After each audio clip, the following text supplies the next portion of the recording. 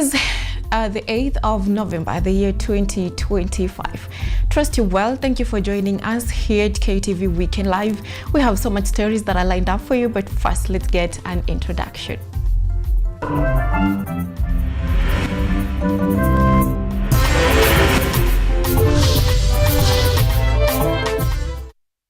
This is Weekend Live with Ochieng, Cynthia.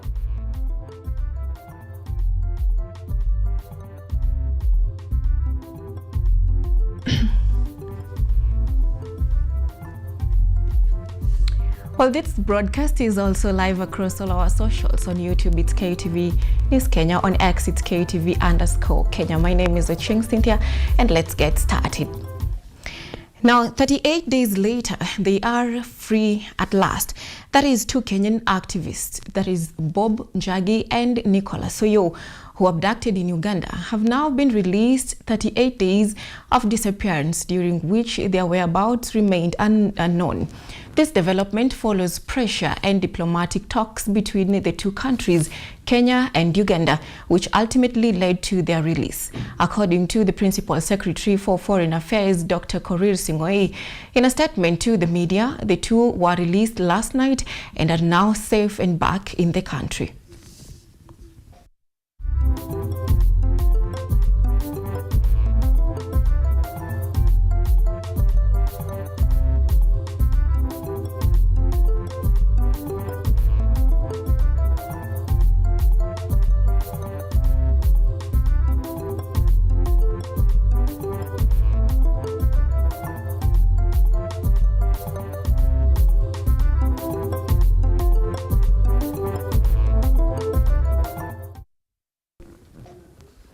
Moving on, former Deputy President Rigathi Gachagua has once again opened up about his uneasy relationship with President William Ruto.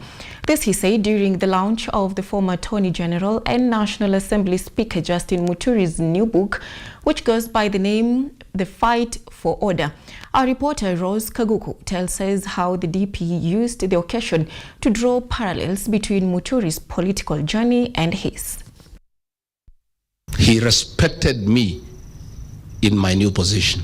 Former Deputy President Rigathi Gachagua has once again made headlines, this time with personal revelations, political humor, and a reminder about what true leadership should look like. And he was my soulmate in cabinet because he was only the truthful person who is fearless. Speaking at the Nairobi club during the launch of The Fight for Order, Gachagua described Justin Muturi as a public servant defined by discipline rather than drama. He was my boss in parliament as speaker. I was a first-time MP. 5 years down the line, I became his boss as deputy president. All the other MPs we came with from parliament had nothing but disrespect and disdain for my new position. But this man here, he respected me in my new position. But soon turned the stage political. And we let him do what he wanted to do without too much argument. In one of his most candid moments, Gachagua revealed that he once locked horns with President William Ruto over Muturi's appointment to cabinet. And he was in a hurry. Let's go. I said, hey, what do you mean we go? How? How do we flank you to announce what we don't know? So he went and brought the list and threw it at me. I looked at it and found that JB had been dropped and he had put somebody else. And then I asked him, who is this? He kept quiet like 3 minutes. He said, he threw a pen at me. He said, toa hiyo mtu weka hiyo JB yako hapo. Mimi nikachukua kalamu nikafuta hiyo mtu na kalamu ya wino nikaweka Honorable JB Muturi. But then I told him, because I know you, if we go there and you announce the other name because I think that is what you want to do, I'll walk away when the press is live.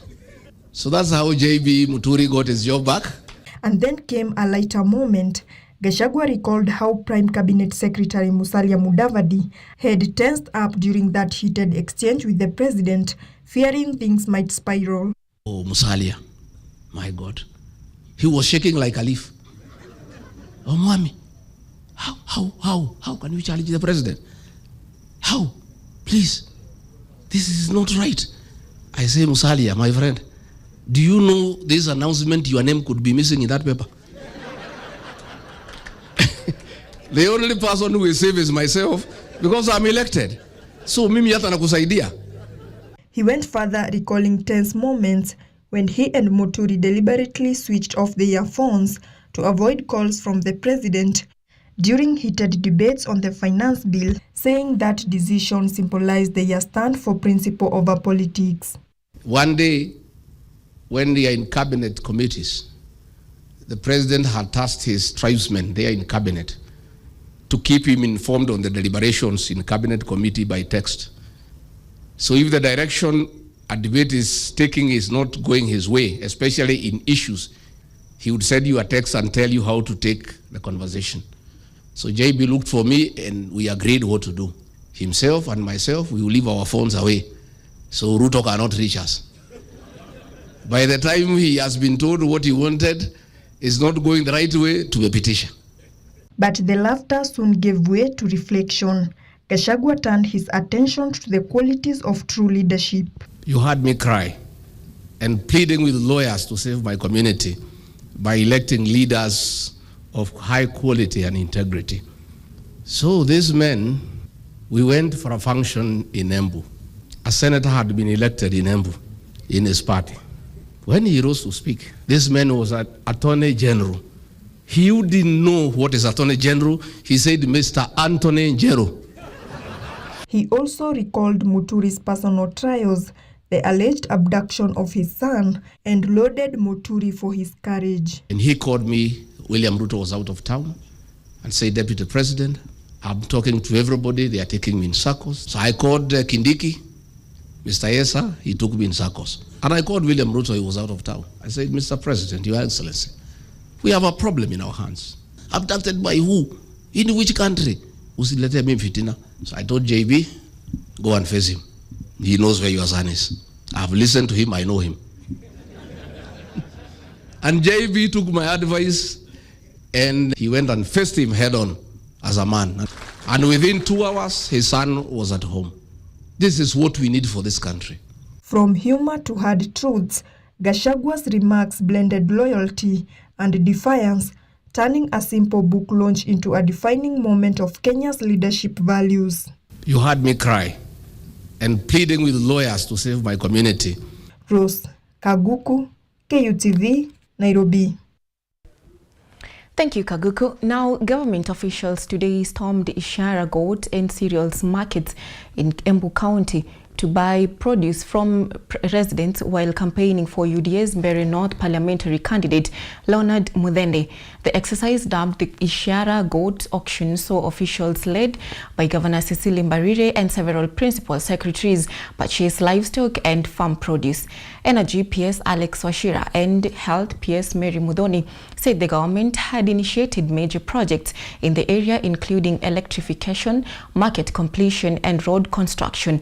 Nyeri Senator Wahome Wamatinga and Mathira MP Eric Wambui urged residents to support the government candidate in the upcoming by-election. Kuunga mkono candidate wetu wa chama yetu ya UDA, candidate Leonard wa Muthende, ambaye watu wa Mbeere North wameamua kuchagua kama mbunge wao tarehe 27 mwezi huu, na tumekubaliana na watu wa Mbeere North kwamba watachagua mbunge ambaye yako kwa serikali. Kutoka wakati wa independence, kutoka kwa Mount Kenya East, muda umefika hata sisi tuanze kuwaunga mkono, na tunafurahi sana kwa sababu anayeshikilia wadhifa wa naibu rais kimasomo ako sawa, kisiasa ako sawa, kinidhamu ako sawa. Ni vizuri to promote hawa wakaaji wa Embu katika hii auction ya Ishara. And we have had a very good day when we are promoting the economy of the people of Embu and the greater people of Eastern Kenya. This being one of our motive of bottom-up economic transformation agenda. Sisi kama serikali, hiyo ndio mambo tunataka kwenda tukishika, ndio wale watu hawana development kama hiyo, kama stima, kama maji, tuweze kuona watu wetu wote wanakaa wakiwa wakiwa timamu. Sasa tukapitia hapa tukasema pia tununue mbuzi, tununue kuku, tununue ng'ombe ndio watu wetu wakuwe na pesa mfukoni. And a women empowerment event in Ugunja constituency, Siaya County, turned into a political show of unity, bringing together leaders from the Kenya Kwanza and ODM camps. The leaders used the occasion to drum up support for the ODM candidate in the upcoming by-election, while pledging loyalty to President William Ruto's government. Emmanuel Kutosi reports on the rare political convergence ahead of the November 27th by-election.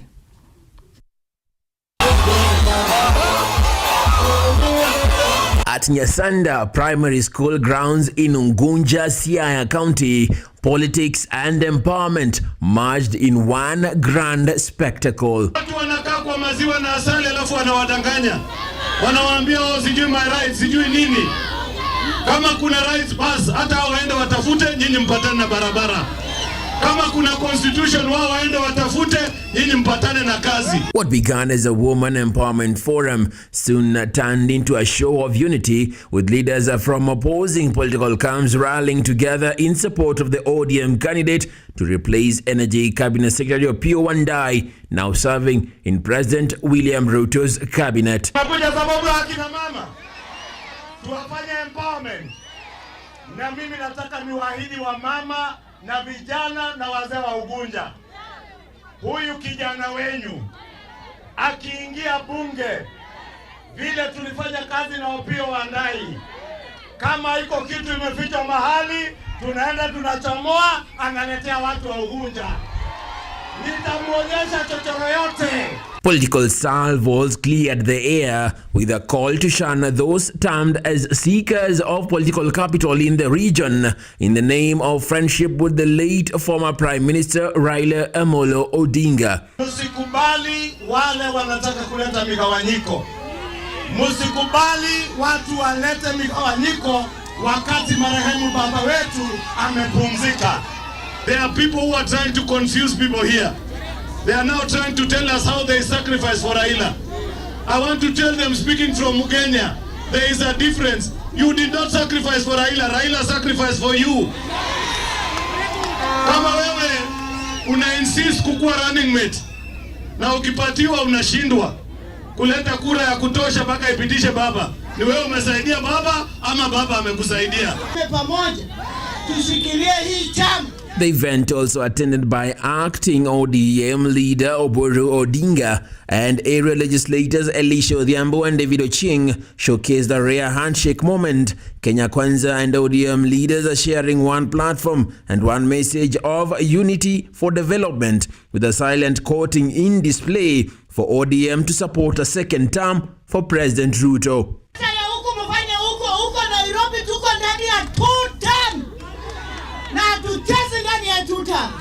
Na huko Nairobi ukicheza kidogo utakuta ngome ya baba imeenda. Na hiyo hatutakubali. Huwezi kupanga mambo ya Kenya kabla mambo ya Siaya kuwekelewa hapo. Siaya pia ni Kenya. Kuna watu wengi wamefanya nyinyi wananchi wa hapa atikuwa tu ni vyombo ya kutumika kwa siasa ya upinzani. Baba alikataa hiyo maneno. As the Ugunja by-election draws closer, the unity interest among the legislators continues, signaling a possible emerging political realignment, one that could redefine the Nyanza region's place in national politics ahead of the 2027 general elections. I also found members of ODM. ODM is a movement. We are part and parcel of this party also. Emmanuel Kutosi, KUTV. And the First Lady Rachel Ruto visited victims of landslide in Marakwet, offering comfort and support to families displaced by disaster.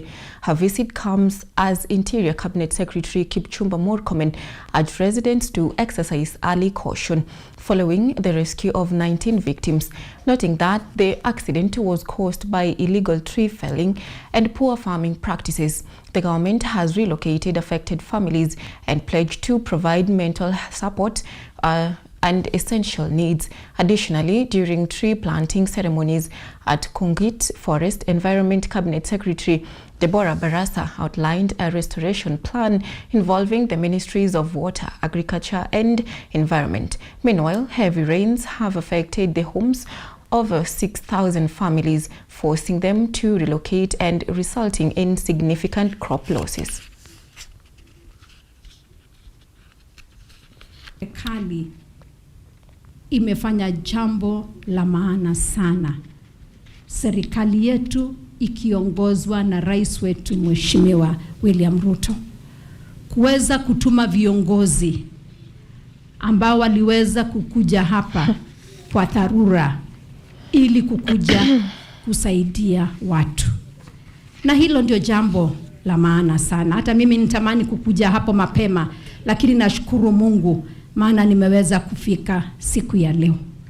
Wacha nishukuru wote, serikali kuu, serikali ya county.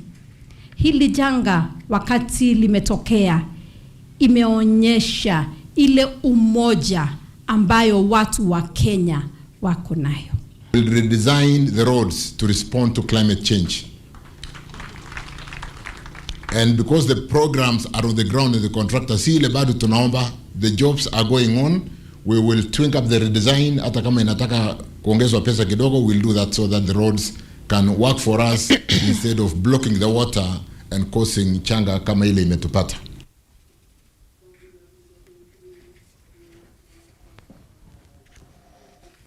Meanwhile, President William Ruto has officially handed over Amboseli National Park to Kajiado County during the final day of the Maa Cultural Festival. The historic move gives the country full control over the park, home to Kenya's largest elephant population and one of the country's top tourist destinations. Management will now operate under a joint framework between Kenya Wildlife Service and the county government to protect wildlife and boost tourism revenues. Governor Joseph Ole Lenku described the handover as historic justice for residents, affirming that conservation and community welfare must go hand in hand. Therefore, in exercise of the powers and authority conferred upon the head of state of government, I, William Samoei Ruto, President of the Republic of Kenya and Commander-in-Chief of the Kenya Defense Forces, do hereby ordain, declare, and direct that the management of Amboseli National Park is hereby vested in the county government of Kajiado. From the coast all the way to Lake Turkana, it was all Maasai land. The white colonialists broke Maasai land, set us apart between us and our brothers in north, turned our land into the white highlands, put us into what then called closed districts, created stereotypes that Maasai hawataki shule, Maasai wanakunywa dawa ya porini badala ya dawa, Maasai hawezi kuchunga wanyama. We congregate to write our own history. We congregate to break the stereotypes against our people. Na kwa sababu tumeona kwa miaka mitatu hafla hii na sherehe imekuwa vizuri kabisa, tunaonelea tuisajili hii sherehe ikuwe an international event. Tumepitisha kwa njia ya kisheria na tumekuwa na sherehe hapa ambayo imeonekana na ulimwengu mzima, ukirejesha Amboseli mikononi mwa Wamasai kupitia kwa county government ya Kajiado. Tunasema heko. Tunakupongeza. As that happened, the State Department for Culture and Heritage, in partnership with the Kenya National Library Service, plans to establish Kenya's first library hall of fame at the Kenya National Library, Maktaba Kuu in Nairobi. The site will honor renowned authors including Ngugi wa Thiong'o, Ali Manzrui, Grace Ogot, and Joseph Muthii, preserving their works and legacy. Principal Secretary Umi Bashir said it will serve as a cultural repository, shaping national identity and inspiring future generations to connect with the Kenya's literary heritage and service for excellence in scholarship. The Kenya National Library Service is planning to establish a Hall of Fame at the Sanaa Center, Maktaba Kuu, to honor and celebrate Kenya's literary heroes, the men and women whose creativity has documented the cultural, historical, and linguistic identity of our communities. We have a big space there at the Kenya National Library Service. And we want a Hall of Fame whereby we can celebrate our authors as a country. There is no place in this nation where we have set aside to celebrate our authors like Ali Mazrui, you know, the triple heritage. We need to put it out there so that for generations to come, we will remember the history and the assets that we have and had as a country. We have the likes of the late Ngugi wa Thiong'o, Professor Maneki Kabesha himself. We have Mau Mau Detainee, the book by Joseph Muthii. Is it Muthee? We have Professor Macharia Munene himself. We are at that point taking our first commercial break. We'll be back with more stories. Stay tuned.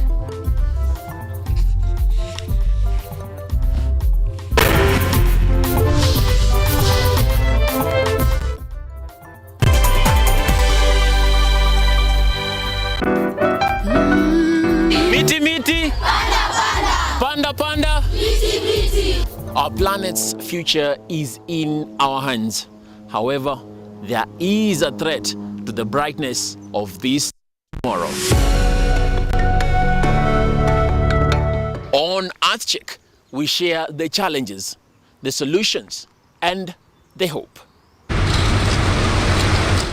I would call this a very momentous day, a very critical day. Every episode, every story, every step we take creates a ripple. Join me, the environmentalist Emmanuel Kutosi, on KUTV every Wednesday at 8 p.m. and be part of EarthCheck. Welcome.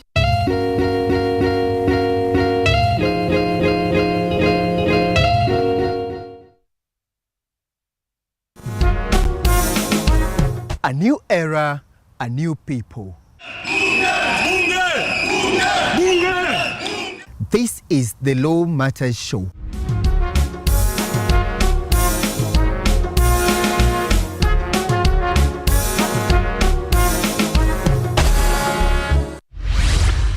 A program that brings you legal sensitization on your television. My statement is written and just the quote to the prosecution. I think that this loss is a setback for Raila Odinga.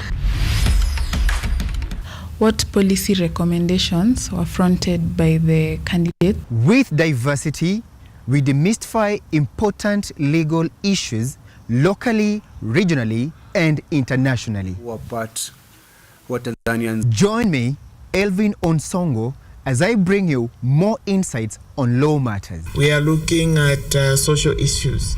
What is the problem? Is it the economy? Is it... Law Matters Show, creating awareness, advocacy, and enhancing lives.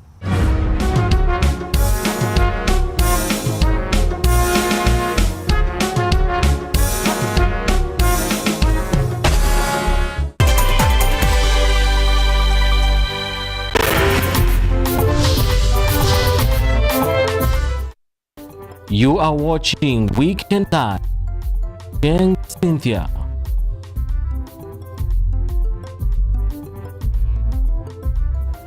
Welcome back, and let's keep on informing you.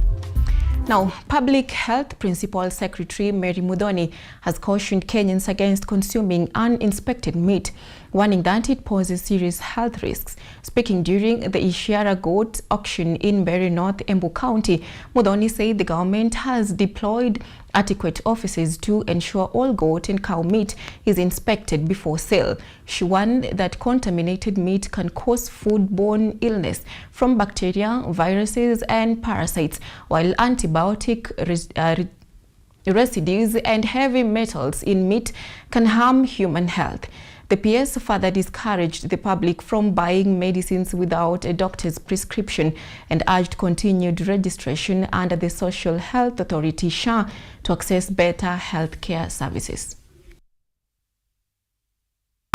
Tunaelekea msimu wa Krismasi. Na hata mimi nimenunua mbuzi. Kwa sababu msimu wa Krismasi ni celebration time. Lakini tungependa kusema ya kwamba ile ng'ombe umenunua, ile kuku umenunua, ile mbuzi umenunua, ni muhimu sana that any meat that you have to consume, it must be inspected by a veterinary officer to ensure that it is safe na tupunguze ile magonjwa inatokana na wanyama. In Mount Elgon, hundreds of widows are being supported to rebuild their lives through economic empowerment programs aimed at steering them away from alcohol trade. Community leaders and government officials have rolled out initiatives that include coffee farming, table banking, and rehabilitation support to help the women regain stability and dignity. Over 2,000 widows in Mount Elgon's Kopisori area are receiving empowerment training to end reliance on alcohol trade, with NACADA revealing that up to 30% of women in rural and urban areas depend on brewing to sustain their families. Amen. Ana akapewa siri kwamba huyu ambaye amezaliwa ni Yesu. Wakati wa mama wengine hawakujua huyu mjane. Kwa hivyo mjane ako katika position nzuri. NACADA Chair Bishop Stephen Mairori says between 25 and 30% of women depend on alcohol trade for survival, warning that Mount Elgon is no exception, with leaders cautioning the situation is fast turning into a major social menace. Kwa ile sehemu ambayo kuna umaskini kubwa, kati ya wamama 3, mmoja ana tengeneza pombe ili kwamba asaidie familia yao. So in percentages, nationally we were looking at 25% in generally as a country, alafu 30% kwa wale ambao ni maskini. Hiyo namba iko juu sana. Elgon pengine iko hapo katikati. President's advisor on women's rights, Harriet Shigai, urged women in the Mount Elgon region to avoid drug and alcohol abuse, instead focus on economic empowerment initiatives to help uplift their families and drive the community forward. The women of this region, mambo ya drugs and alcohol abuse lazima tuachane nayo, si ndio? Tuangalie mambo ya economic empowerment ili tupeleke jamii mbele. Commodities Fund CEO Nancy Cheriot announced that widows in the Mount Elgon region will receive 500,000 shillings to support coffee farming and other income generating projects, saying that the initiative aims to boost their livelihoods and promote economic independence. Lakini leo nataka hapa kila mjane yako hapa apande nini? Panda kahawa, you will never go wrong. Na mimi na marafiki zangu ambao nitaenda kuwahimiza, nataka kupledge 500,000 seedlings ya coffee kwa wajane. Tutaongea na kina mama Rosalind, tuone vile tutaorganize next planting season from April. Tutakuja na ile tutapata, lakini mpaka 500,000 itoshe kila mama. Katika ile program ya Mount Elgon Restoration, Conservation and Livelihood Program, nimewaambia kwamba tutafanya kazi na watu wa forest.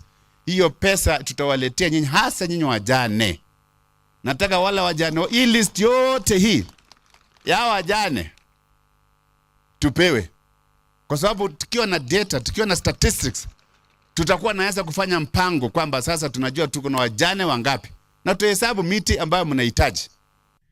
The empowerment drive in Mount Elgon is a part of a wider national initiative to rehabilitate widows and promote self-reliance, with government officials pledging continued support to expand similar economic programs across the country to curb alcohol abuse and poverty. Linda Nzilu, KUTV.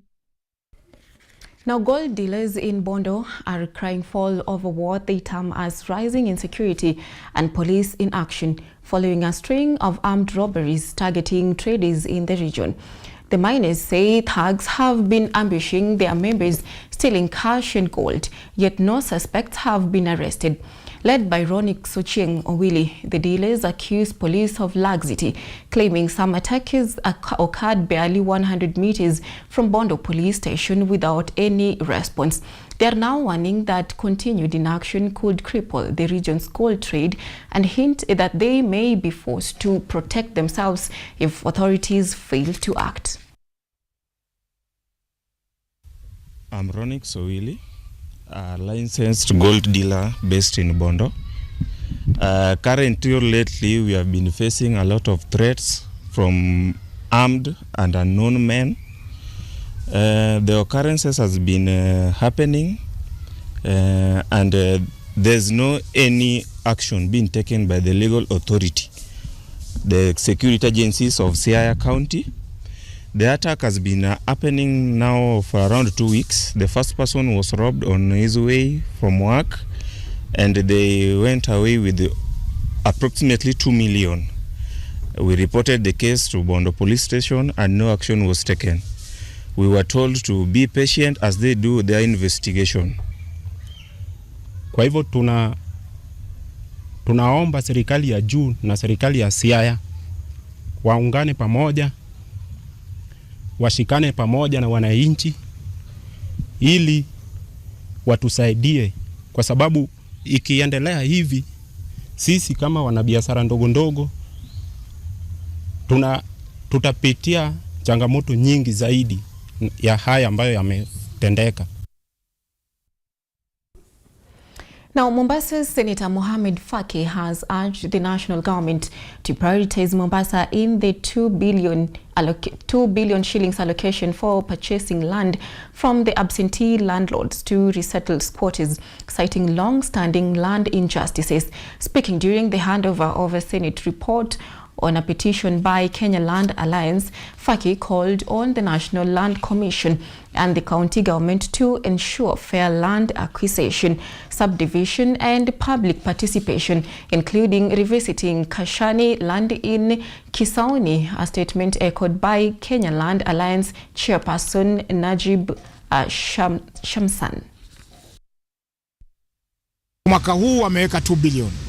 Japokuwa tunasema ni kidogo kwa nchi nzima, kwa sababu ukiangalia matatizo ya ardhi ni mengi sana katika nchi ya Kenya.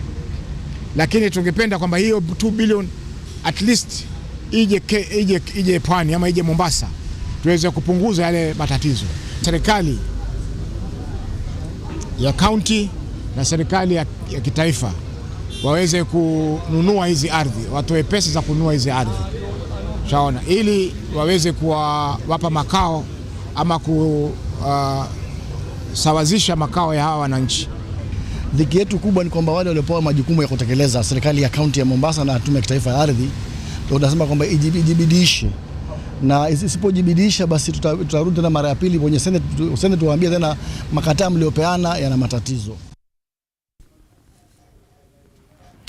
South Sudan's Transport Minister Zerik Hassan is urging the Northern Coordinated Transit and Transport Coordination Authority to intervene over rising logistics costs and short grace periods at the port of Mombasa. Speaking at a stakeholders meeting, Mr. Hassan said the high container fees and limited storage periods were inflating commodity prices for end users in South Sudan. He called for harmonized regional policies to ensure fairness for landlocked countries. In response, NCTTCA Executive Secretary Dr. John Deng assured that efforts are underway to enhance cooperation among member states and address inefficiencies along the key trade routes. Which role has the corridor exerted in order to harmonize this part of South Sudan outcry? Because the containers securities are 5,000 that were meant for South Sudan. Which effort had you exerted in order to harmonize or to address, bearing in our mind that the actual container prices are less than this, if I'm not mistaken? That is the first issue. The second issue is about the grace period. The grace period of the shipments, or I mean of containers or goods in the ports. The grace period varies, actually it's 15 days. But if you bear in your mind countries like Congo and South Sudan. Now we are taking a breather, but stay tuned for more is next.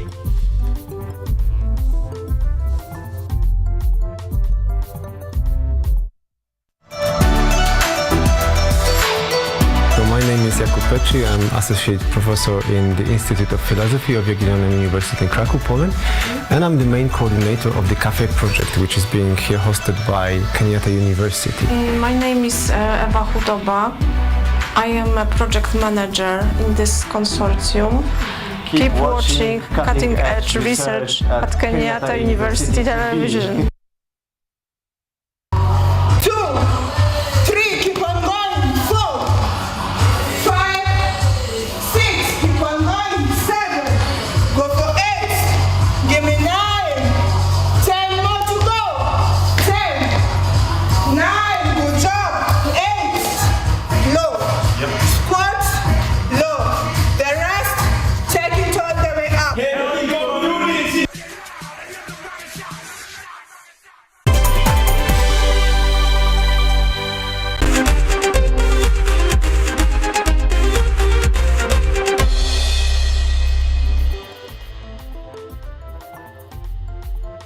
You are watching Welcome, Weekend and let's get sporty now. Dennis Cheruiyot came off the bench to score twice as Marashuge stunned FC Leopards 2-0 at Awendo Green Stadium on Saturday, ending Eagles' unbeaten run. Despite dominating much of the match, Leopards failed to convert chances, allowing Cheruiyot to strike in the 87th and 90th minutes. The victory gave Marashuge their first home win of the season, while handing AFC Leopards their first defeat. Leopards remain third with 12 points, 2 behind leaders Kakamega Homeboys. Substitutions provided decisive with Cheruiyot's introduction, turning the game in favor of the resilient Sugar Miners. Ni mzuri kwa sababu imekuwa muda mrefu. Kwa hivyo nafikiria itaweza kubuild ile confidence ambayo imekuwa ikitutoroka especially hapa nyumbani. Kumekuwa kuna pressure nyingi sana hapa. Lakini leo alisi imeleta nafuu. Na pongezi kwa vijana. Vile nilisema mara kwanza, kiwanja kibovu, huwezi fanya kitu unataka kumezewa kufanya. Haya pia nimekuwa na majeri na ukiangalia defense line yangu kumekuwa na vijana wamekuwa wagonjwa, so unajua ni kitu ni kama tumebadilisha timu. Hapo kwa defense line tumebadilisha, ukiangalia kuna players wawili wamecome in. Pia at least imeaffect ni game plan yetu, lakini pia licha ni wote tunashukuru Mungu kwa at least mtu hajatoka na madhara. Now, Matthew's Delight 96th minute header rescued a point for Manchester United in a dramatic 2-2 draw at Tottenham Hotspur. Richarlison had thought he had secured victory for Spurs in a stoppage time, but Delight rose to meet a set piece and nod United's quarterlies. Earlier, Brian Mbeumo had opened the scoring in the 32nd minute with the first shot on target, connecting with Ahmad Diallo's clipped ball after Tottenham failed to clear. The result leaves both sides shaping points, with United maintaining pressure near the top of the Premier League table.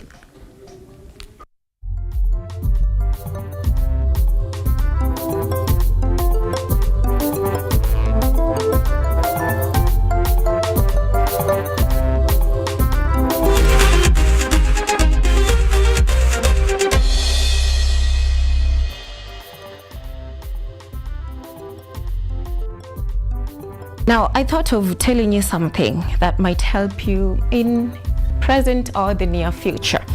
Now, the kisses of an enemy are painful, but faithful are the wounds of a friend. The kisses of an enemy are painful, but the faithful are the wounds of a friend. If you kind of meditate on that statement, you'd know where you fall and whether your circle. Now, that is all we had for you tonight on the 8th of November, the year 2025. See you next time. My name is Ochieng Cynthia, and do have a lovely night.